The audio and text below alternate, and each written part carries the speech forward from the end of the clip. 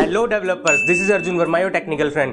तो जैसे कि आप सबको पता है, हमने एक रीसेंट वीडियो बनाई थी जिसमें हमने देखा था कि हमारे पास क्लास कंपोनेंट कौन से होते हैं और फंक्शन कंपोनेंट कौन से होते हैं, और वो मैंने आपको अच्छे समझा दिया था और उम्मीद करता हूँ आपको वो समझ भी आया होगा। इनकेस अगर आपको वो समझ नहीं आया तो आप मुझे कमेंट करके पूछ सकते हो कोई भी अपनी क्वेरी को। एंड गाइज, हम आज की वीडियो में देखने वाले हैं कि सबसे बेस्ट हमारा जो कोड स्ट्रक्चर होता है React.js के प्रोजेक्ट के लिए वो क्या होता है हमारा, हम किस तरह से अपने कोड स्ट्रक्चर को मेंटेन करते हैं, उसको अलग अलग डिस्ट्रीब्यूट करते हैं, अलग अलग फोल्डर्स में डिवाइड करते हैं, फिर उसके अंदर हम अपना कोड लिखते हैं। वो सब चीजें आज की वीडियो में समझेंगे कि हमारा सबसे अच्छा कोड स्ट्रक्चर क्या रखना चाहिए हमें, जो कि लाइव कंपनीज में यूज होता है। तो चलिए चलते हैं हमारे कंप्यूटर स्क्रीन पर जाकर देखते हैं कि हमारा सबसे बेस्ट कोड स्ट्रक्चर React.js के लिए क्या होना चाहिए। हाँ तो गाइस, जैसे कि अब हमारे कंप्यूटर स्क्रीन पर आ गए हो तो गाइस हमने आज देखना है कि हमारे पास यहाँ पर जो बेस्ट कोड स्ट्रक्चर होता है हमारा React.js प्रोजेक्ट के लिए वो क्या होता है। तो यहाँ पर गाइस मैंने ना पहले ही अपने जो फोल्डर स्ट्रक्चर है हमारा वो मैंने यहाँ पर रख लिया है। मैं आपको वन बाय वन करके एक एक चीज बताऊंगा कि ये फोल्डर स्ट्रक्चर हमारा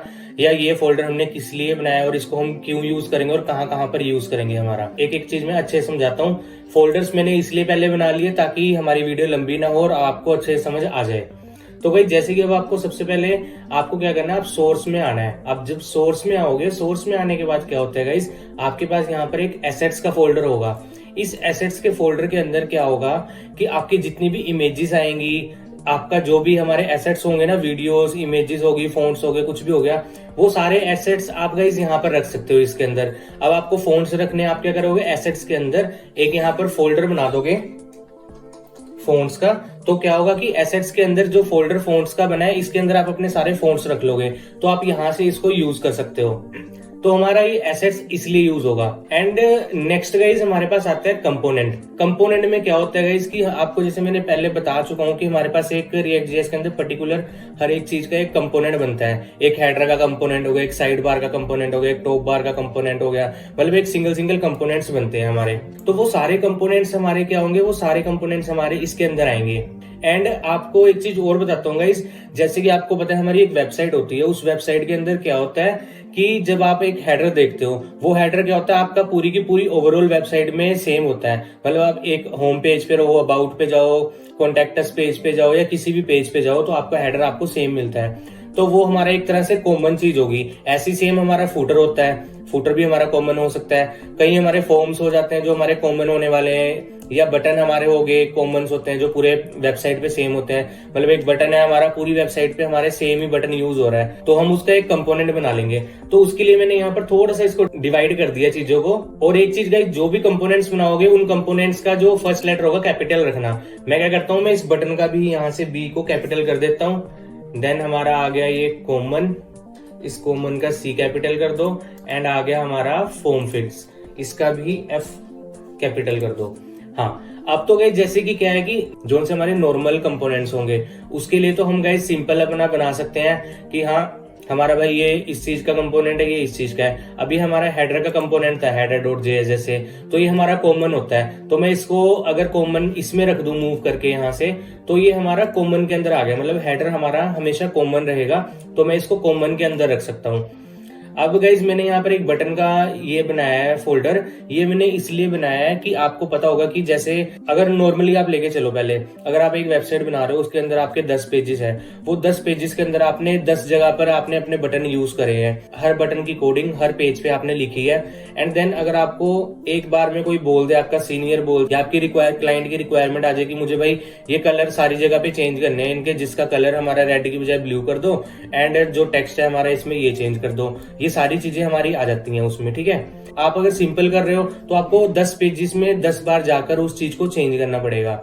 बट अगर आप यहाँ पर ऐसे कंपोनेंट बना लेते हो बटन का, और इस कंपोनेंट को हर जगह पर यूज करते हो, और इसके अंदर प्रॉप्स भेज के आप सिंपली उसका कलर यहाँ से सेट कर सकते हो, जो भी आपने सेट करना है उस पेज के ऊपर।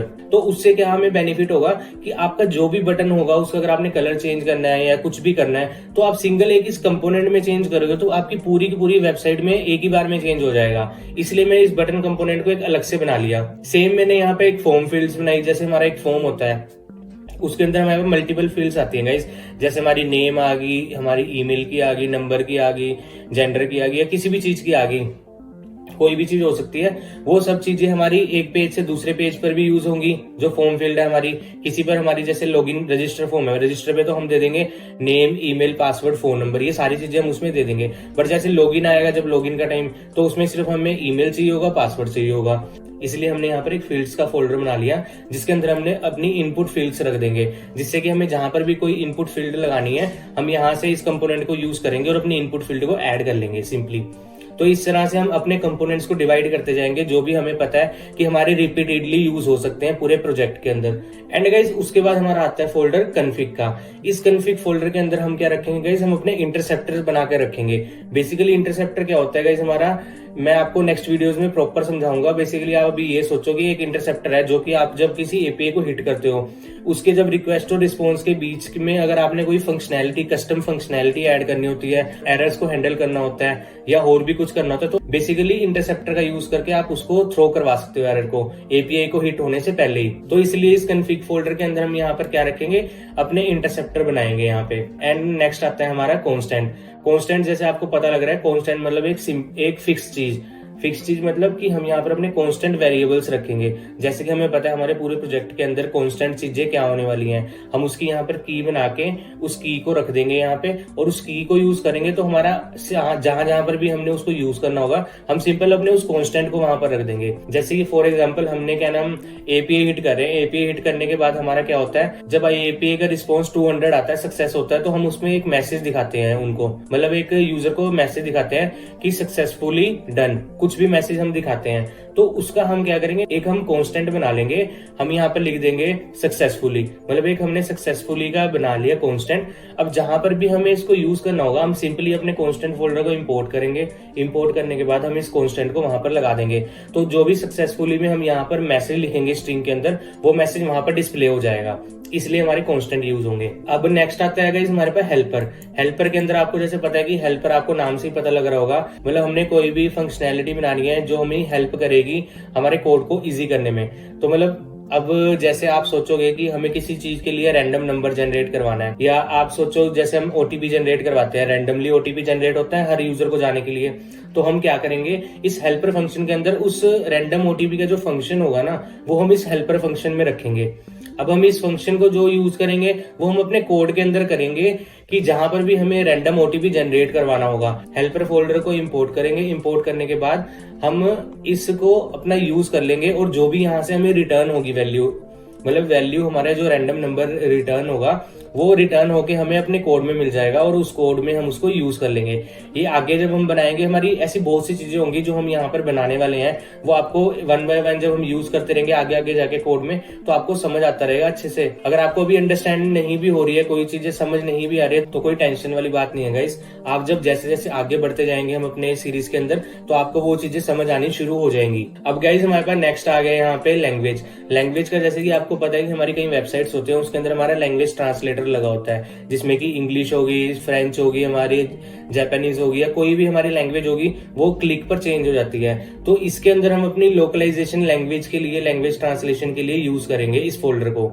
वो जब हम करेंगे तो आपको मैं बताऊंगा कि हम इसमें i89 का एक पैकेज आता है, उसको यूज करके हम कैसे हम इसको यूज कर सकते हैं। अब गाइज हमारा जैसे कि नेक्स्ट आ गया पेजेस। पेजेस का आपको पता लग रहा है, वेबसाइट में हमारे जितने भी पेजेस बनने वाले हैं, उन सभी पेजेस को हम यहाँ पर इस पेजेस फोल्डर के अंदर रखेंगे, जिससे कि हमें पता हो कि हमारे सारे पेजेस यहीं से हमारे चल रहे हैं। नेक्स्ट आ गया गाइज हमारे पास रिडक्स। प्रोजेक्ट के अंदर हम रिडक्स जब सेटअप करते हैं, तो एक प्रॉपर रिडक्स का एक स्टोर बनता है, वो स्टोर को हम यहाँ पर इस रिडक्स फोल्डर के अंदर बनाएंगे। बेसिकली रिडक्स हमारा होता है स्टेट मैनेजमेंट करने के लिए, जैसे किस चीज को अपडेट कराना है हमने पूरी वेबसाइट के अंदर, तो हम रिडक्स के थ्रू एक ही बार में पूरे प्रोजेक्ट के अंदर उसको अपडेट करवा सकते हैं। तो इसलिए बेसिकली हमारी रिडक्स यूज होती है। वो हम जब आगे पढ़ेंगे तो आपको समझ आ जाएगा वो भी, तो इस चीज की भी आप कोई टेंशन मत करना अभी। अब लास्ट फोल्डर गाइस हमारा यहाँ पर आ गया है सर्विसेज। सर्विसेज बेसिकली हमने ये फोल्डर इसलिए बनाया है कि जब हम यहाँ पर लाइव कोई भी एपीआई यूज करेंगे, जब इस सीरीज में हम आगे बढ़ते जाएंगे, तो हम यहाँ पर क्या करेंगे, लाइव Node.js की एपीआई को यूज करेंगे, जो हमारे इस प्रोजेक्ट्स के अंदर यूज होगी, जो हम आगे प्रोजेक्ट बनाएंगे। तो वो सारी एपीआई के जो पाथ होंगे हमारे बेस पाथ या उसका जो भी पाथ होगा वो सभी पाथ्स हमारे यहाँ से हिट होंगे और यहाँ से हम अपने यूज करेंगे अपने पेजेस के अंदर। जैसे हमारी लॉगिन की एपीआई होगी तो हम यहाँ पर डिफाइन करेंगे उसका पाथ और उस पाथ को हम यूज करेंगे, हम इंपोर्ट करके सर्विस फोल्डर को जो भी हमारे पास की बनाई होगी वो उस की को हम यूज करेंगे हमारे लॉगिन का जब एपीआई हिट होगी उस टाइम पे, जिससे कि वो हमारा पाथ हिट हो, उसके अंदर जो भी डेटा भेजना है वो हमारा उस की के थ्रू हमारे एपीआई के पाथ में चला जाए। तो मतलब इस तरीके से हम उसको यूज करने वाले हैं। और बाकी के फोल्डर गाइज आपको पता ही है app.js है, ये हमारी ग्लोबल CSS इसमें यूज होगी। पूरे प्रोजेक्ट में हमने कोई भी ग्लोबली यूज करनी है CSS तो हम यहाँ से यूज कर सकते हैं। app.js गाइज हमारी मेन फाइल है। जितने भी हम कंपोनेंट्स बनाने वाले हैं इन फ्यूचर आगे सीरीज के अंदर वो सभी कंपोनेंट हमारे यहाँ पर इंपोर्ट होंगे और वो सारे कंपोनेंट को हम यहाँ पर यूज करेंगे और यहीं पर हम अपनी ऑथेंटिकेशन राउट्स बनाएंगे। जैसे कि आपको पता होगा कि कुछ हमारे प्राइवेट राउट होते हैं, कुछ हमारे होते हैं पब्लिक राउट। जैसे कि किसी वेबसाइट को लॉगिन करने के बाद आपको कुछ एक्स्ट्रा पेज दिखने को मिलते हैं, ई कॉमर्स की वेबसाइट होगी जैसे। अदरवाइज अगर आपने लॉगिन नहीं करा तो आपको कुछ स्पेसिफिक पेज जो उन्होंने दिखाने हैं सिर्फ वही दिखते हैं। तो वो चीजें कैसे करते हैं हम, राउटिंग कैसे करते हैं, प्राइवेट राउटिंग हम ऑथेंटिकेशन के लिए कैसे करते हैं, वो सब चीजें हम यहाँ पर देखने वाले हैं। तो गाइज मैं उम्मीद करता हूँ आपको ये सारा फोल्डर स्ट्रक्चर समझ आ गया होगा। इस फोल्डर स्ट्रक्चर को आप मेंटेन करोगे तो आपको बहुत ज्यादा इजी होने वाला है हर चीज के लिए समझने के लिए। आपको खुद को भी, अभी तो हमारे प्रोजेक्ट में कुछ नहीं है तो आपको लग रहा होगा कि हमने इतनी सारी चीजें क्यों बनाई है, बट जैसे जैसे हम एक प्रोजेक्ट को बनाते हैं, स्टार्ट करते हैं और उसको एक लास्ट लेवल तक लेके जाते हैं ना, एंड तक जाते जाते हमारा प्रोजेक्ट इतना कॉम्प्लिकेट हो जाता है, इतना सारा उसके अंदर कोड स्ट्रक्चर आ जाता है कि आपको पता ही नहीं लगेगा कि आप कहाँ से कहाँ जा रहे हो, कहाँ से कहाँ नहीं जा रहे हो। इसलिए अगर आप इसको मेंटेन करके चलोगे तो आपको बहुत ज्यादा बेनिफिट होगा और आपको बहुत ज्यादा इजी होगा हर चीज को समझने के लिए। इन फ्यूचर अगर कोई और पर्सन भी आपके कोड के ऊपर डेवलपमेंट करता है या कुछ भी करता है तो उसको भी ये चीज समझने में बहुत ज्यादा इजी होगी कि यहाँ पर उसको पता है कि यहाँ पर इस चीज के लिए फोल्डर है, मतलब इस फोल्डर के अंदर हमारी यही चीज होगी। तो गाइस आई होप आपको आज की वीडियो अच्छी लगी होगी और आपको समझ आ गया होगा कि हमारा बेस्ट कोड स्ट्रक्चर हम कैसे मेंटेन कर सकते हैं। बाकी अगर आप नेट पे देखोगे, नेट पे गाइस बहुत सारे बंदे हैं, बहुत सारे बंदों ने गिटहब के ऊपर अपने जो स्ट्रक्चर है, कोड स्ट्रक्चर उनको लिस्टेड किया हुआ है, आप उनको भी जाकर फॉलो कर सकते हो। बट ये सिंपल और बहुत सही स्ट्रक्चर है जो आपको मेंटेन करना चाहिए। अगर आप इस स्ट्रक्चर को मेंटेन करते हो और अपने इंटरव्यू में जाते हो, आप किसी भी चीज में जाते हो, तो हर बंदा इस कोड स्ट्रक्चर को देख के आपसे इंप्रेस होने वाला है कि आपने बिल्कुल अच्छे से मेंटेन की है, एक एक चीज अच्छे से आपने स्पेसिफिक डिवाइड करके रखी है कि बंदे को समझ आ जाए। एंड गाइज आई होप आपको वीडियो आज की अच्छी लगी होगी। वीडियो अच्छी लगती है तो हमें कमेंट जरूर करना एंड चैनल को सब्सक्राइब जरूर कर लेना और वीडियो को लाइक भी जरूर कर देना। इससे हमें मोटिवेशन मिलेगा और हम आपके लिए ऐसे और अमेजिंग कंटेंट लाते रहेंगे।